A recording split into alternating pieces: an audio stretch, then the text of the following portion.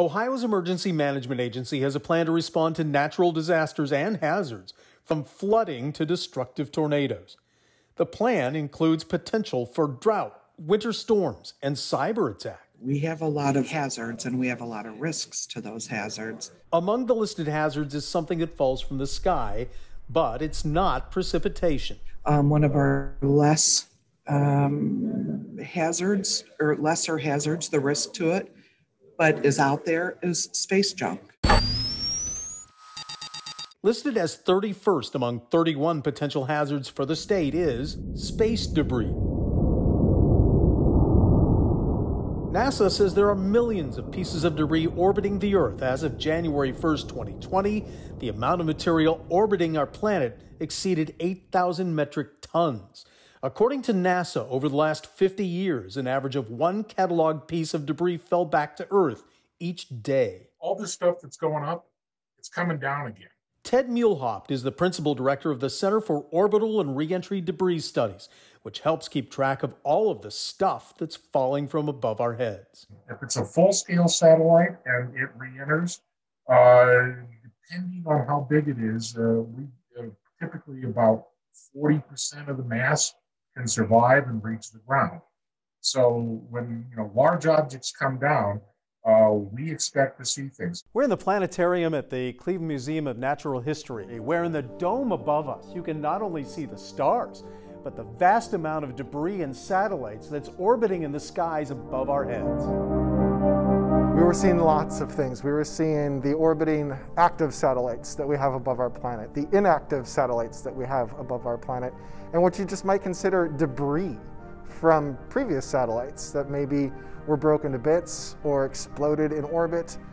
Basically everything about the size of a baseball or larger. SpaceX rocket booster falls out of orbit, causing the streak of bright lights across the night sky. In March, amateur video captured this light show. Wait, what's going on? I don't know. As debris from a SpaceX Falcon 9 rocket fell back to Earth. And that almost certainly had objects that reached the ground. It's a big stage.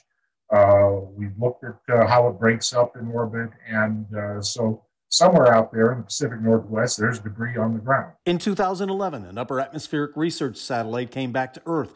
NASA estimating 20 large pieces would survive re-entry. Very low chance that anyone could be injured or killed by the satellite. They estimate it's a 1 in 3,200 chance. Really, the odds are so small for most people, way more than you'll get hit by lightning or win the lottery, for that matter. And while the chance is extremely low, Lottie Mae Williams of Tulsa, Oklahoma was hit by a piece of a Delta rocket that crashed back to Earth in 1997.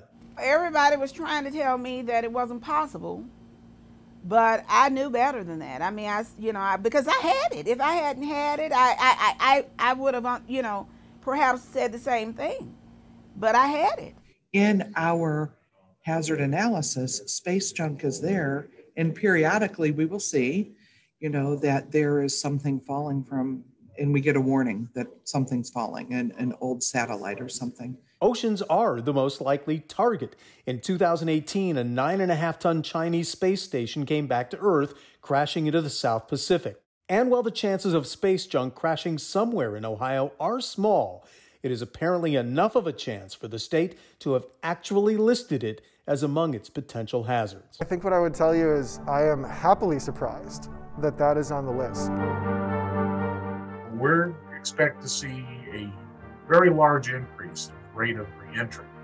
And if it's an uncontrolled reentry, it's going to come down someplace. And so, them having space debris as a category to go watch out for, it's not completely unreasonable, but it's pretty unlikely. It's all relative, right? We have it, but what are the impacts and what are the damage? Dave Nethers, Fox 8 News.